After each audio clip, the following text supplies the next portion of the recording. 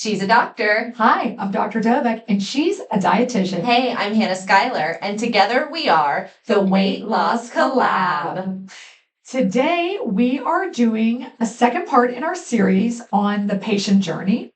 And we have a special guest. It is Jessica Barretto, and she is here on her 1 year roughly. I know we're a little bit past it, but a surgiversary. So we are going to catch up on all things. She lets nothing be off limits. She is an open book. And she has shared her story both through Instagram and our support group in person. You come, you show up, you're a big part of this community. And I can't wait to really dive into different layers of your story and just from the very beginning, even before it started, to now into the future and what you're doing here very soon. So the timing is going to be pretty cool. So, Jessica, welcome. Thank you. Thank you. Happy to be here. We're so Thank you for having excited. Yes. Well, I think, like she said, kind of getting started. Let's just go back a little bit. Like, can you tell us about before you had surgery, like what your journey looked like then? You know, were you struggling with weight your whole life? Was it more something that came in adulthood? And like, how did you end up sitting in front of this lovely lady? Yes, of course, of course. Well, my journey was a little bit weird. Yeah, my parents had me in dance since I was 3 years old, so I've always been a mover. I was competitive dance all the way up until I was 18 years old. I did high school, varsity sports. I was always moving. However, around 10, that's when the weight started accumulating and not shedding. So I was always the biggest in fifth grade, sixth grade, seventh grade, but I was always the big girl who could move. I always made the dance team, but what was the biggest size? Oh, maybe we have to order a size for you. I always was involved. I'm an ex-theater kid, but being in theater and then as you get older, it's a judgment type of field. So you go and people literally judge you on, do you look the part? And after a certain point in my life, I didn't. And so I kind of gave that up and went into, 9 to 5 type of work. And then sitting at the desk kind of helped amplify the weight. And I tried every diet under the sun. I tried shots. I tried, I think I was the only fifth grader on Weight Watchers and Jenny Craig and Nutrisystem and all that lovely, freeze-dried food that they give you. And, phentermine pills and B12 shots, and nothing worked. Nutritionists, dietitians, weight trainers, nothing worked. And so every doctor was like, "You're healthy. We can't do anything for you." And I'm saying I tried metformin, didn't work. That PCOS exacerbated itself after 35, and they were like, "Well, you just have a hormonal belly." Well, that hormonal belly led to back problems, knee problems, fatigue. I couldn't walk longer than maybe half a mile without having to sit down and, being completely beet red. You know what I'm saying? So my family and my friends, they were like, "Hey, we want you to be around long enough to, see all of our kids graduate and all of that stuff." So they kind of rallied for me and they were like, "You ready to go?" And oddly enough, I've actually been researching this surgery for over 20 years because I've wanted it for forever. Wow. But back then it was, $20-something thousand. It was very expensive. Yeah. Like Robert said, you had to wait 6 months. You had to go to the support groups. There was like a year, almost 18 months of pre-qualifying before you even did it. So kind of jumped back into the search in 2024 and you popped up and I researched you like a bandit and I was like, okay, this is something different. You updated the surgery where it's 4 instead of 6 cuts and it's laparoscopic and you're leaving the same day. And so I was like, whoa, this is a completely different journey than what I had researched before. And it was half, if not more than half, less than half the cost. And so I was able to do it. And unfortunately, I had to be self-pay because, again, I was a healthy fat person, whatever that means.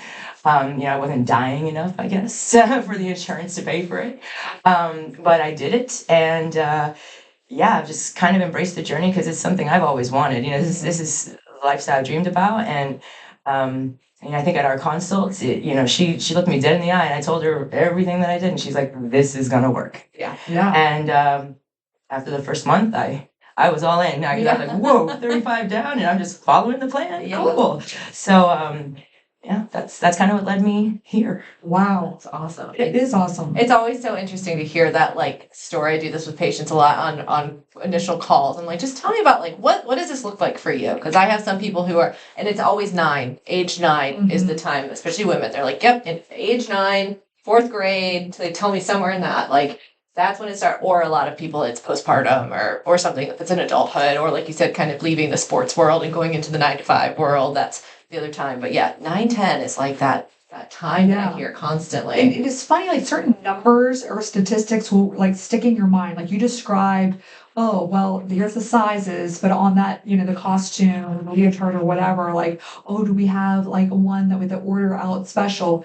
And I mean, I'm very tall, you're tall as well. I remember like being 9, 10 years old in 5th grade. I distinctly remember my height. I was 5'4" and I was taller than everybody else. And I just remember, just feeling different at that time in my life as well.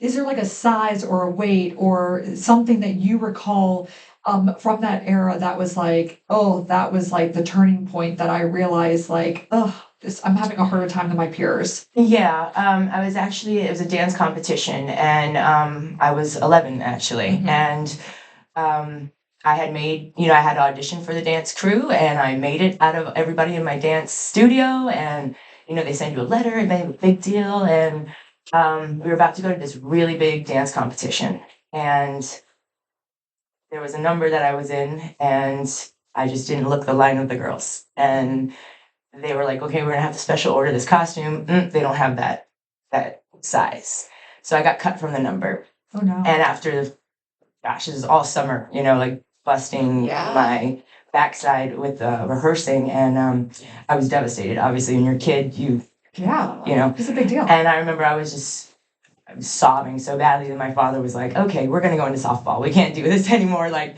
let's go into softball. And he literally, I was so scarred that I left dance altogether for like 3 years because I needed to kind of mentally reset from, all of my friends. To your point, they wanted the tall, long, beautifuls, and I was tall and widening out. So I got cut from doing point because my teacher said, you are going to hurt your ankles and possibly break them. You are too big for point.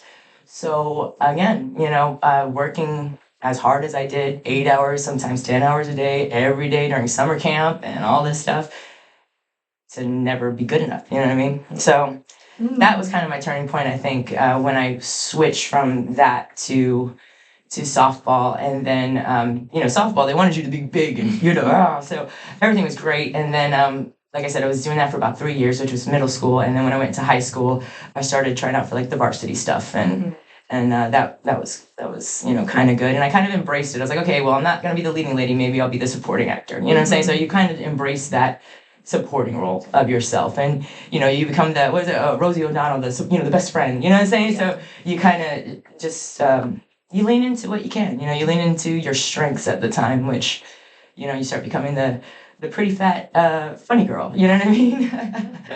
Oh gosh, I'll tell you, like through this and just like listening to you and watching you get a little bit emotional, saying like just not good enough.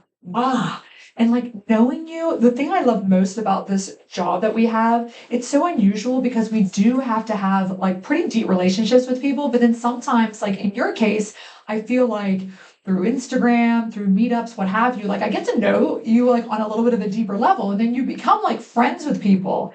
And just seeing you and thinking about you as this like little girl that like, oh, because you're just such a personality and you just are so like dynamic. And I love the way you talk. And I love just so many things about you and how you like encourage other people and you show up for people. You show up for us. Like, anyway, I'm excited to go deep and I'm so excited to see maybe some of the armor or some of the bubble that you put around yourself, maybe during that era. Like I'm watching it kind of like literally like fall off and watching your body language change. And I'm excited to have this conversation with you so that the world can see that it's just so much beyond the weight. It's beyond the blonde. It's beyond, it's beyond even the superficial kind of physical changes, like what's going to happen to you.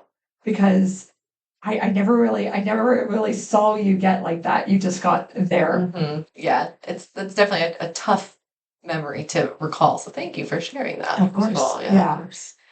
To stick though really quickly with the physical, just to touch on it, can you tell us where you were when you sat down for that conversation? What was your starting weight? So the biggest I ever was 311. Okay. And I very rarely left the house. I was just very embarrassed. Then I got to about 294 and I started being active again. And then I came to you after diet and exercise. It was 274.5 at surgery weight. Yeah. So. Okay. Wow. Yeah. I mean, and what are you today? So tell us a little bit about where you're at today, and then I want to back up and talk about how you decided the surgery and all that sort of thing. But just to jump ahead, We gotta know. We're Gotta just know, too yeah. nosy. Sure. Well, right now I'm in maintenance mode, so I'm fluctuating between like 147 and 151, like right within there. wow, that's amazing. Yeah, and Dr. Tower tells me I need more fat in my diet, so I've been eating. That's why I was like, I need more avocados and Yeah. coconuts and all that stuff. So, but yeah, no.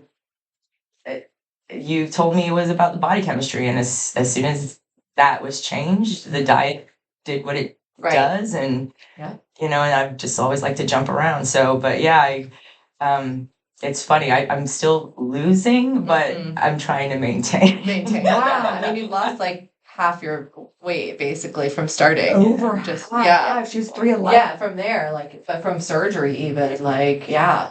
Remarkable job. Remarkable job. Yeah. So we talk a little bit about your childhood and just sort of now your identity is sort of like, okay, I'm the bigger one because again, you are tall. Our last guest, who was 5 years post off the Robert episode, he was also very tall, like 6'5", 6'6". Yeah. And how tall are you? I'm 5'9.5", 5'10". Yeah. Yeah, so you're also really tall, and then it's like, man, I'm already sticking out. I feel you on that. And then like clothes are already hard to come by. And then you feel like you're, like you said, you're widening out too. So it's like really challenging. So now this sort of becomes a little bit of your identity, despite trying so desperately hard and working all of these hours physically to get that away. Then you become an adult and you're very successful in your work as well. You talk about the 9 to 5, the desk job, but you're really good at what you do. And you become very successful in all these other walks of life. And then was there a turning point specifically? You said you kind of were looking into it for 20 years, but was there a reason why you decided with these friends and everybody coming to you, but like, what was the turning point that said, all right, I'm now very serious. I'm actually going to do this consult? The turning point was I started getting restricted from a lot of activities. It wasn't just the belt extenders in the plane. It was you've met weight capacity. You know what I'm saying? Honestly, one of the saddest things, I know everybody talks about the roller coaster. I've had that moment as well. Probably one of the most embarrassing moments for me was I went to Volcano Bay when it opened, and they have a water slide roller coaster, and they actually weigh you before they put you on the roller coaster to make sure that it's balanced enough so the tube can go. And when you're with your family and you're standing on a scale and they're basically like shifting you around and you're the last one that has to go by yourself because you've hit the weight limit for the entire ride. Yeah, that was embarrassing. I didn't go on any other ride, kind of went to the bar and just chilled with my cousins. Yeah, you're at max capacity. 250 is the limit. You can't go in a kayak. You can't go this, like you just, when you literally can't do anything because you've maxed yourself out, you're nowhere but on the shoreline. And,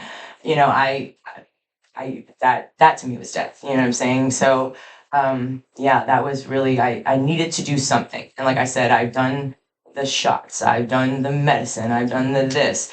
And then, Wegovy and Ozempic and all that came out, and everyone's like, oh, do those shots. And I was like, I'm not going to do the shots anymore. Yeah. I need something that is a permanent thing. And I tell you, it's because when ephedra was on the market, that was the only thing that worked for me. I lost 85 pounds. Everything was Only great. come to find out. Come to find out. But I went manic when they took it off the market. Yeah. And when I tell you, I went to every GNC and I was like, they were blowing out their cases and I was literally buying Fedra by the case. It didn't matter the brand, just so I could have it. I never wanted to be dependent on a medication like that again. So, this is the only thing that's a life thing and changes you. So, yeah, that was it I for think me. that's such a good point. And I'm obviously a bariatric surgeon, and I get into the medications. We have a medical weight loss program, we have a surgical weight loss program. And it is something that's really hard to tell certain people that, oh my gosh, do you want to do a shot every week for 52 weeks out of the year? Will you describe? Because we can't help sometimes your insurance, whoop, we giveth, we taketh, it's gone. I was dependent on that. I need that. I need my next dose. Then, oh, there's supply chain issues. I'm sorry, it's not in. We're calling. There's all these different rules, regulations. We're always constantly changing the goalpost. You're like, I can't do this. And sometimes I just want to tell patients, like, like if you want to look at it financially, like your return on investment with surgery is going to be better. Like I'm not trying to sound like a used car salesman, but I just sometimes I see people and I'm like, go with the surgery. I promise you it's safe, it's efficient. We'll talk a little bit about your experience, about the pain, about the recovery, all of those sorts of considerations, very legitimate. But the medication thing, it is something like hearing you, and I see it every day, all day, and you do too. And we text our patients, and when we get in the text, we'll see like people get desperate because I understand. I mean, you get reliant on it, and I mean, kind of kudos to you that you were like, I know myself. I want the most effective tool that exists to do this, and you maybe were a little skeptical that like I have tried everything. Why would this be different? But you are proof, just like a lot of other people, that man, it really does work. And and now I feel like you really like sing our praises more than almost any other patient, because you're like, no, you guys, like it works, and I want you all to experience it out there. I want to pay this forward so that the world knows about how amazing bariatric surgery really is.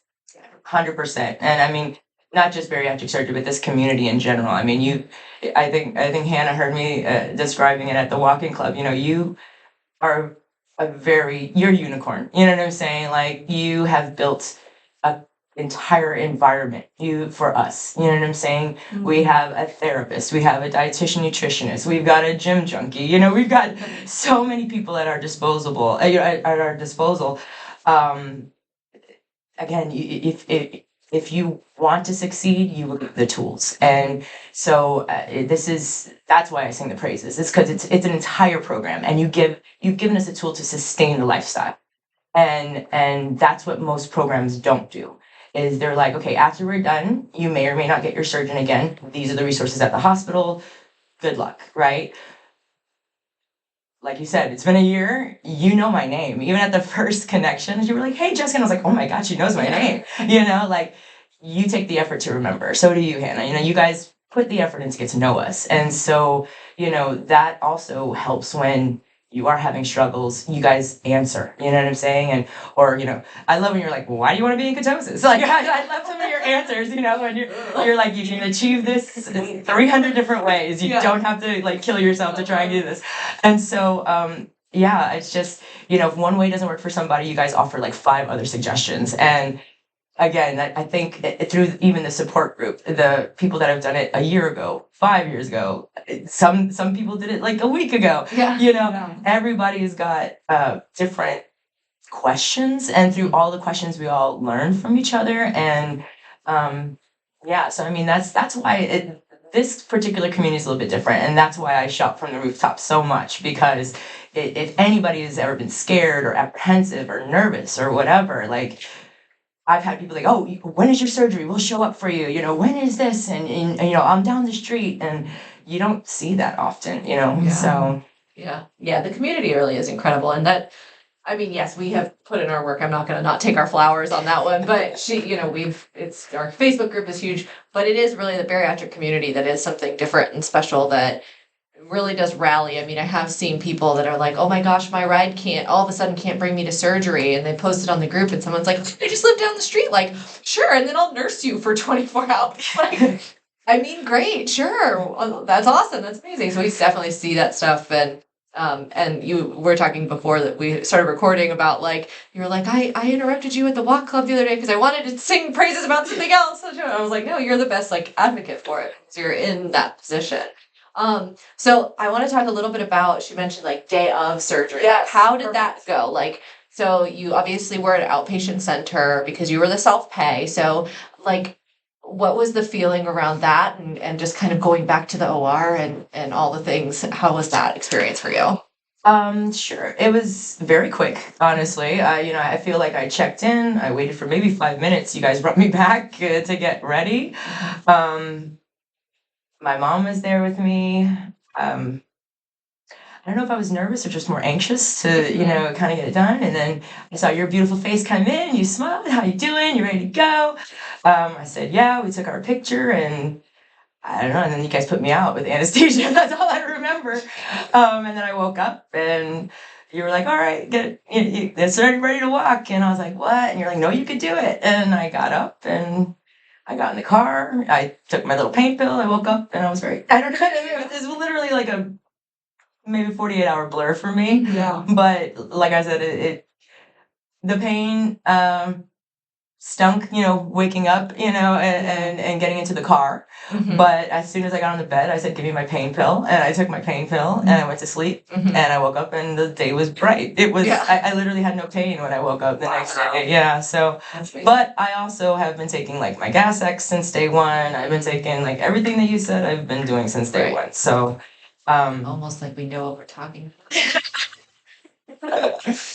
Oh, Hannah. and I had no nausea. I still have actually my nausea prescription in my cubby. I had no nausea. So Fantastic. yeah, the only thing I had was a little from the tube, the anesthesia tube, like a little thing, but that apparently is from it rubbing, and went away in like 2 days. So Perfect. So we didn't even talk about which surgery you picked and why. oh well, I came to you wanting sleeve because it was at least I'll have my stomach and it's not completely routed away, and then we discussed my past, and you were like, the only thing that's going to change your body chemistry is bypass the way that you want it to.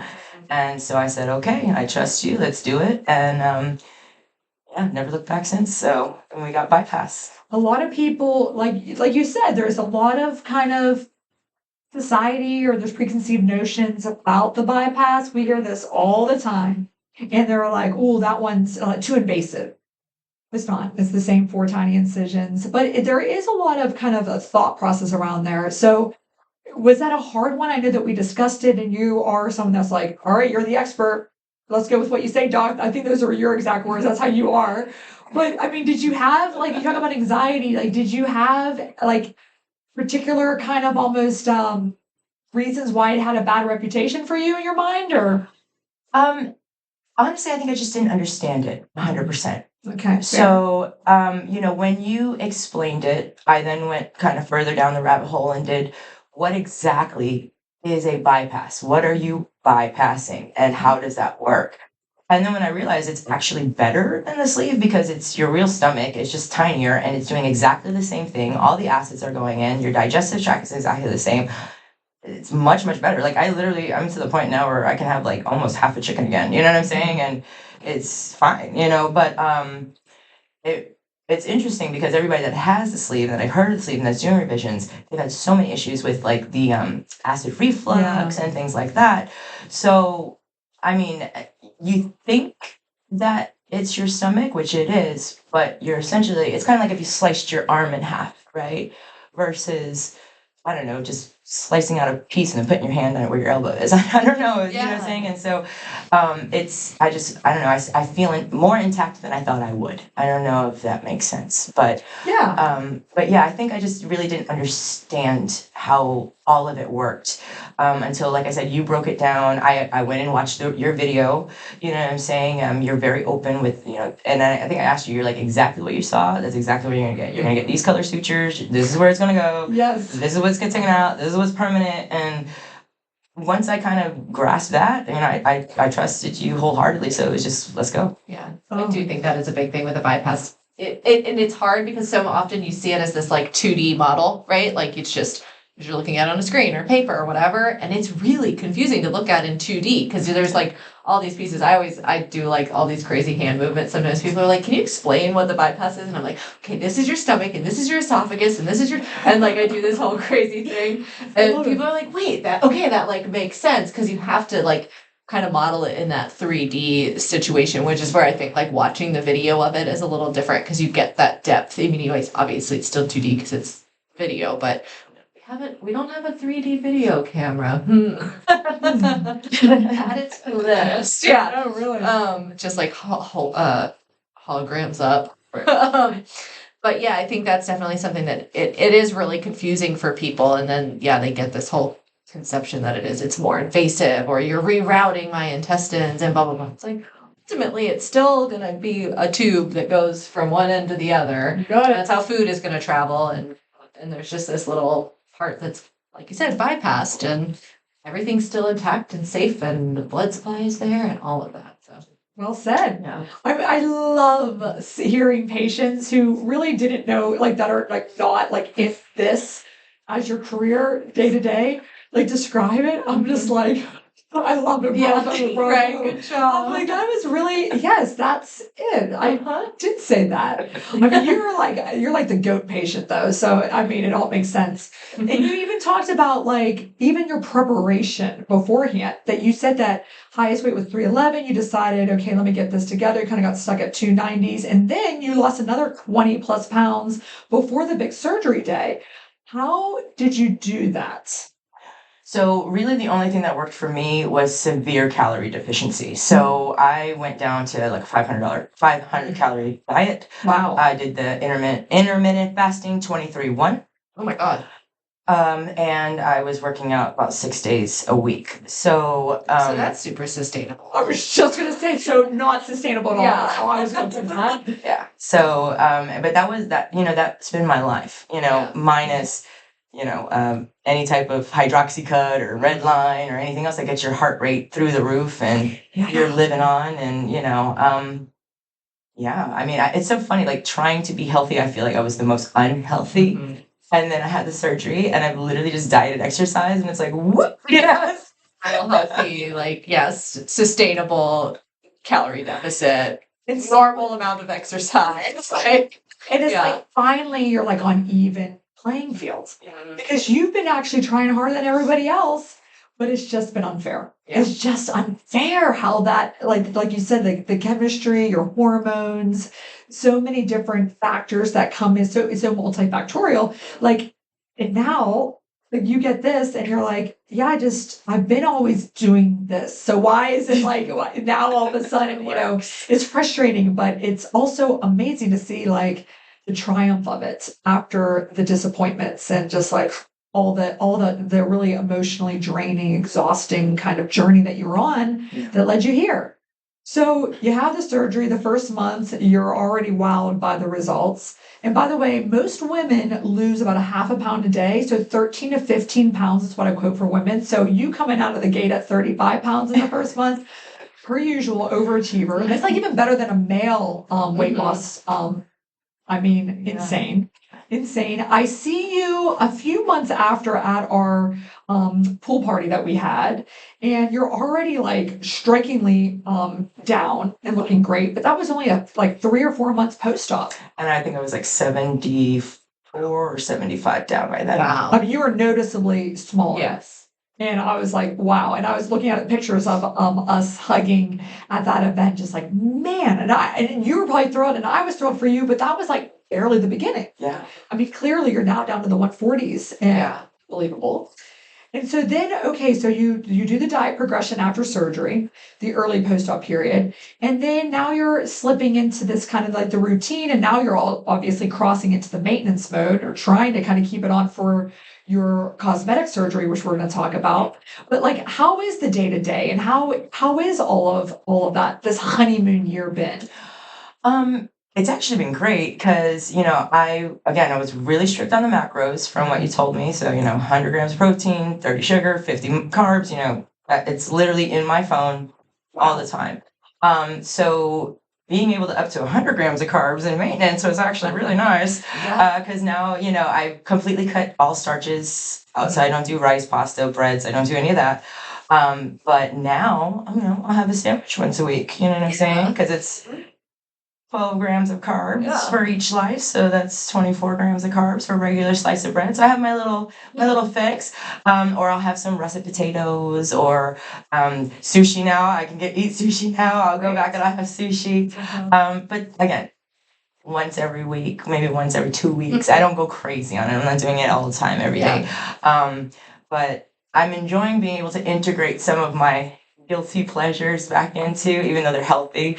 I've really stayed super clear of them, but yeah, every now and then I'll get a loaded baked potato, and I'll be like, all right, this is good, and it doesn't hurt me. Yeah. Whereas before I would do that and I'd gain 10 pounds, it seemed like, you know what I mean? So now I do it and I seem to still lose weight or maintain. So it's nice. And I think for me, that was the biggest mental, like, you can still love your food and eat, and it's not going to come back. It's cool. Yeah. And so, yeah.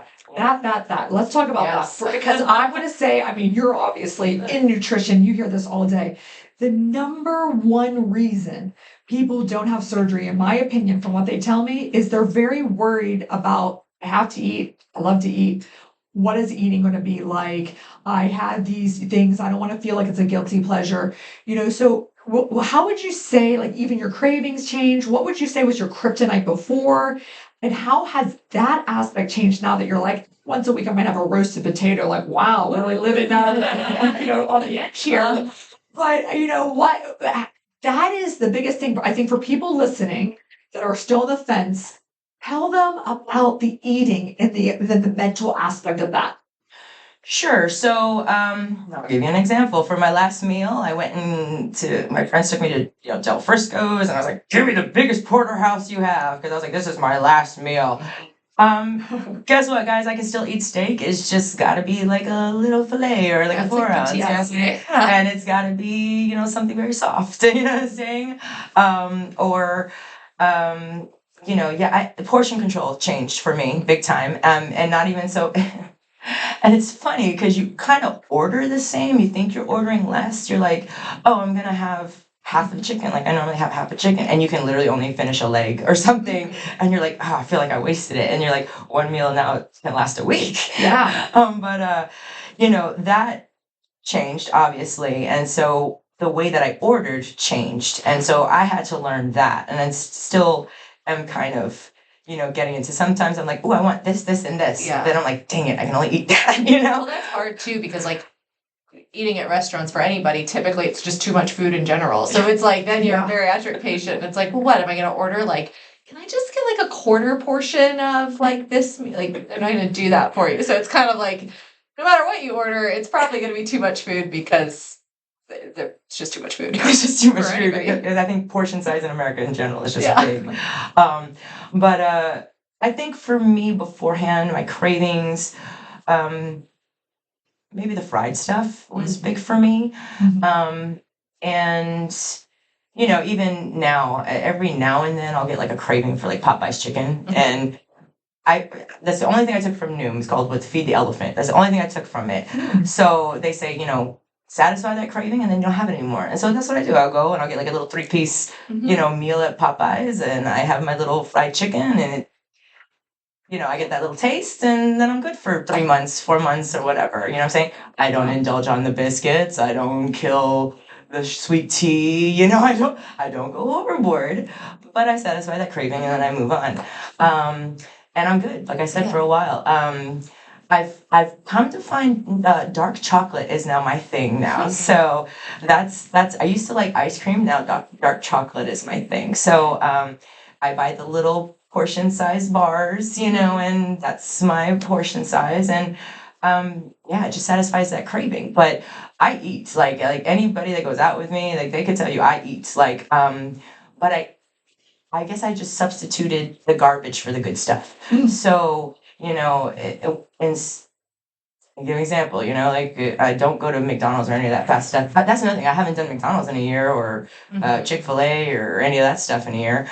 But if I want a burger, I still do a cheeseburger, just minus the bread. You know what I'm saying? If I want a taco salad, I eat taco salad minus the taco. I pretty much, again, having done all the diets in the past, I kind of have the knowledge to kind of push them all together, in the sense of I do a mix between like the Mediterranean, the keto, and like the zone diet, I guess. You know what I'm saying?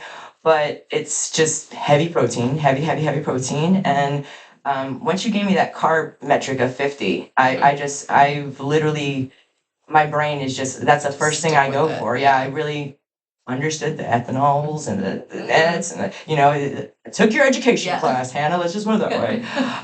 And that's just a habit now. Like I literally don't pick anything up without looking at the label. It's Yes, just yeah. I've programmed myself to do it. And then substitute. Like if I want fish and chips, instead of using flour, I use kielbasa flour. So I use root flour instead of white flour. yeah. You know what I'm saying? And if I want fries, I do zucchini fries instead of French fries. So it's just finding substitutes that are good for you. You know what I'm saying? Like zero carb noodles or, things like that. Or even if you do eat pasta, actually portion it. Don't cook the whole box. You know what Yeah. I'm saying? So just learning that stuff and being disciplined about it. But I eat all day. I kind of graze eat, but I graze eat the good stuff. Like I buy those little, I call them adult Lunchables. Yeah. Those little charcuteries and Yes. the little nuts and and Yeah. I like to tell people, I'm like, in the long term, the goal is, and I think this is kind of what you're trying to say, like kind of meshing all these diets together. And it's like, it's a general healthful diet. Like it's health promoting, it's got protein, it's only got fiber in it, it's got veggies, it's got fruit, it's got all these good things. And then, yeah, occasionally it's going to have the Popeyes fried chicken or it's going to have the birthday cake or whatever it might be. To me, that is part of a general healthful diet because, like you said, if you don't do it, a lot of times it nags at you, right? Like you said, it's like, I'm going to think about that fried chicken and then I'm going to eat it. And at that point, I've thought about it for so long. I'm getting the big container and I'm getting the sides and I'm getting the sweet tea and I'm doing all of that versus, you know what, that sounds really good. Let me make sure I'm really hungry, kind of do the body check, whatever. I'm not, anything like that. But like, okay, great, I'm going to go have it and I'm going to have my little portion of it and feel good about it and enjoy it and sit and actually taste it. That's the other thing. Usually we just eat it so fast we don't even realize we've enjoyed it. So it's like, oh, where did that go? But yeah, that to me is like the goal is like that general healthful diet. Yes, and actually that was the biggest one for me was actually learning how to slow down eating. Because I think maybe like my first week into real food, I ate like I normally ate, and I was like, oh, I need to lay down for a second. I was like, that was a little too fast. Big bites. People don't chew well enough. I find I catch myself with this all the time. Like it's just a giant bite of food, and then I'm like swallowing it. I'm like, Hannah, chew your food. Yeah, and just slowing it down. But I always keep a pie enzyme with me just in case. Yes. It's always in my pill pack. So, yeah. And that's another one too. You said, if you ever feel something stuck, just pop up, papaya enzyme, you're good to go. I made that suggestion on the group, and somebody said, "Oh, well, my doctor told me I need to take 6 papaya enzymes every time I feel that way." And I was like, "Well, Dr. Dovec said I need to take 1. That's always worked for me. It's been like 10 months. I've never had an issue." So I was like, "You might want to try that." And so she's like, "Oh, okay, I'll try that." But it just goes like, there's a lot of misinformation out there. Yes. The straws. And then even with the packets and the information and the schooling we have to do, the people still want to like add to the information. It's like just it's right here, just follow it, Absolutely. Yeah. It's too much otherwise. Like there's too much information out there for any one person. It's like we try to just narrow it down, and sure you're gonna get tips and things from other places, or maybe you get a good recipe or something like that. But like, just keep it easy. But yes, you can use straws. Yes, there's a lot of misconceptions. We try to break those down. Yes, No doubt about it. I'm just looking over here at you. You look so good. Okay. First off, you've obviously done all these things, but you've also gotten some fillers to your face. Oh my God, I love it. You're healed up so beautifully. It looks so good. It looks so good. Thank you. Oh my gosh, between you and Kris Jenner, I am like, I mean, I can't even take it. She's always just like, she sees something and she's like, wait, I need that now. I can't stop. And my Instagram is literally attacking me about it. She looks amazing, and so do you. So you got a lot of fillers. You got the what all you got lip. What all did you get done on your face too? Because it's like you're like a baby right now. And can you tell people how old you are? Yeah, I'm 43. God, you look good. Thank you. Courtesy of Dr. Tower. But when I went in for my skin removal consultation, we kind of discussed that, and then afterward, she was like, you might want to think about restoring some of the volume to your face as well. And I had never really even thought about that because you lose weight all over, but you don't ever really think about fat in your face that's supposed to be there to make you look youthful and rested and all that great stuff. And so I've never done any of this before. Obviously, this is the first journey with you guys. So she was like, well, this is kind of what I have. This is kind of what it does. Do you want to move forward with this? And I was like, all right, well, if we're going to do it, let's trust each other. And I mean, she's sawing me in half in a week. So I'm, you know, so I'm like, talk about that. Yep. I was like, let's go ahead and do that. And again, I didn't even think I needed it, but then you see the before and afters, and it's funny because I told her, I was like, this is the face I had 30 pounds ago. I was like, I don't feel like I don't recognize myself. I feel like this is the face I had 30 pounds ago. And so I don't feel like I look weird. And I hate to say I feel familiar with my face, you know. I love that. Yeah, because before I was feeling the haggard, you know, you grab your face, you pull it up, you know, like, oh, how do I do this? And do I need that? And she's like, no, she's like, it just naturally happens. And with the dropping, and then obviously she's a specialist in skin, you know, skin removal and just skin in general for our particular types of bodies, which is very different. And so she did some needle magic where she's like, I need to poke you here because it'll lift you here, and I'm going to fill you here because it'll plump you here. and I was like, okay, yeah. And, you know, it didn't hurt at all. She numbs my entire face. So I always tell people, like, if you've ever got your eyebrows waxed, that hurt more, actually. Yeah, she ended up putting 10 syringes of Juvederm filler in my face, between my cheeks, my laugh lines. She rebuilt my entire jawline. She rebuilt my chin. She lifted my jowls, and she did my lips. And then we did a PRP treatment, which is essentially they pull your own blood and she makes it into this platelet plasma jelly type filler. And we did that under my eyes and in my temples. Because again, you don't realize how much your temples sink in and how much your eyes sink in. So she went ahead and did that, and I got 6 syringes of the PRP. Yeah. Wow. And we ended up doing that because, again, with the procedures I'm getting before, she might have to do that to help supplement the fat that I'm missing in my backside for that procedure. So it was good to, you know, get introduced to it in my face because it's supernatural. And she said that that's even better because it's your own biomaterial. So it like settles quicker and it actually lasts a little bit longer than fillers too. So. Oh my gosh. Yeah. I can't wait for that. I haven't gotten PRP yet. Oh my God. I can't wait. I'm being dead serious. I know you are. Oh my God. You look so good. I can't stop staring at you. I know we're having a conversation, but I'm over here just She's like examining you. I am. Speaking of, so Dr. Irene Tower we're alluding to, she owns Body by Beauty. And you had a consultation with her, and then you also just had your pre-op because you're going for it. I'm going for it. Going for it. So it is in 1 week from tomorrow. Oh my God.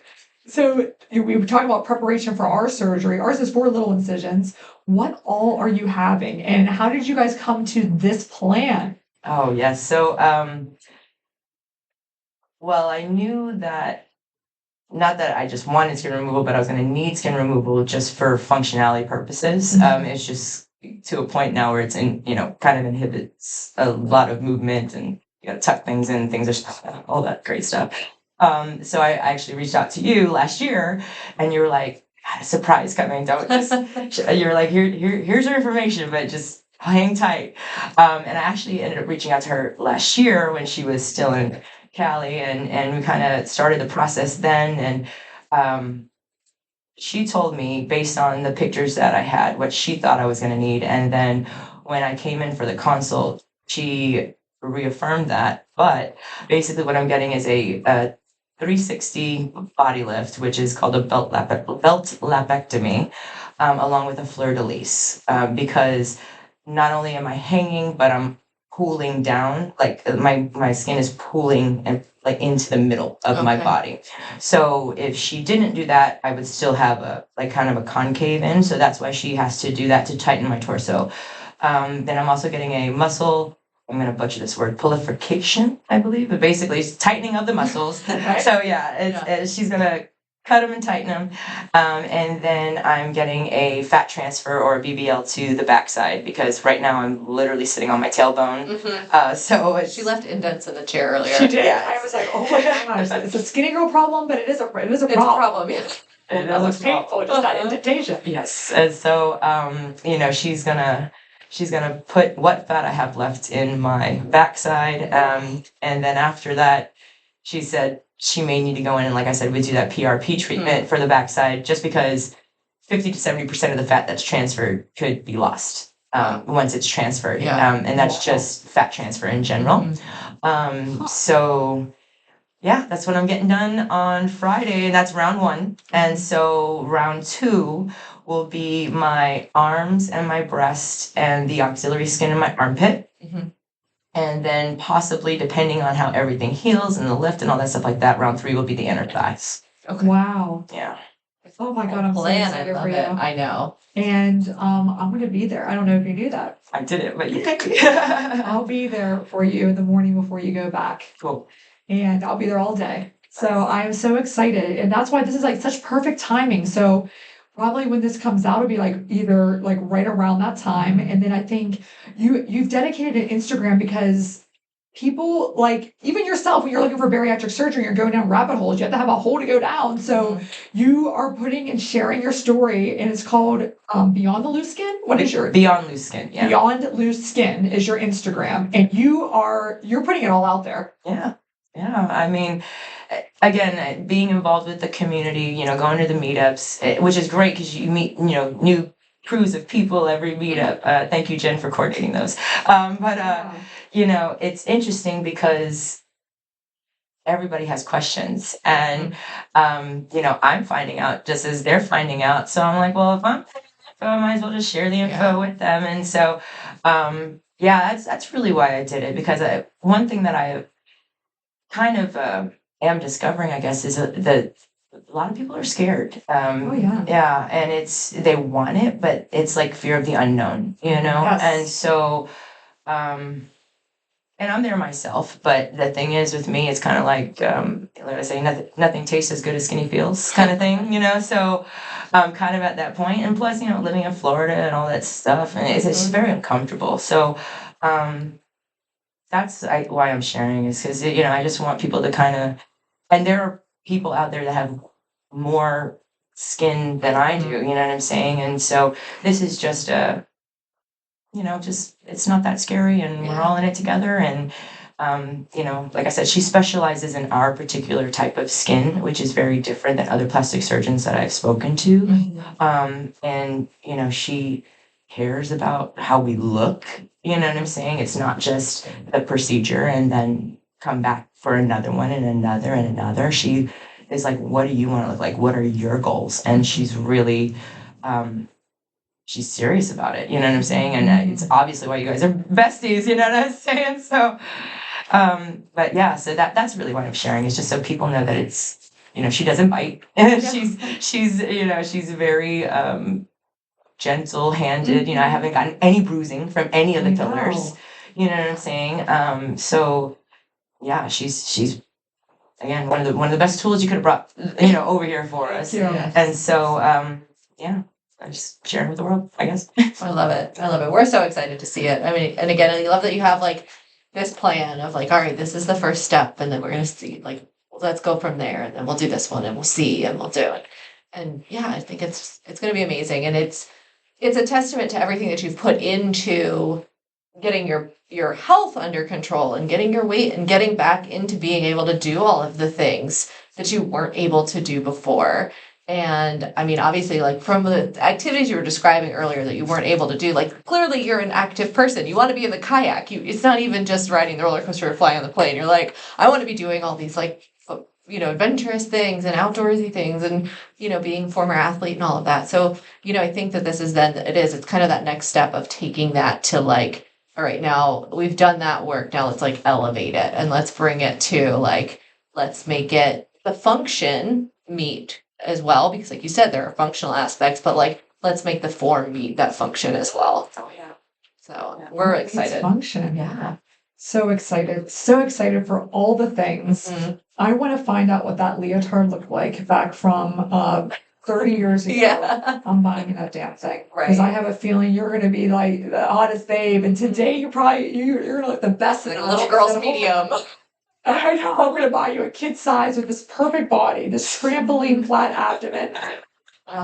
It's so happening. good. It's going to be amazing. So make sure you get your protein. Make sure you keep Yeah. following the plan. I know that Dr. Tower has you on a strict kind of a nutrition kind of thing that she wants you to do.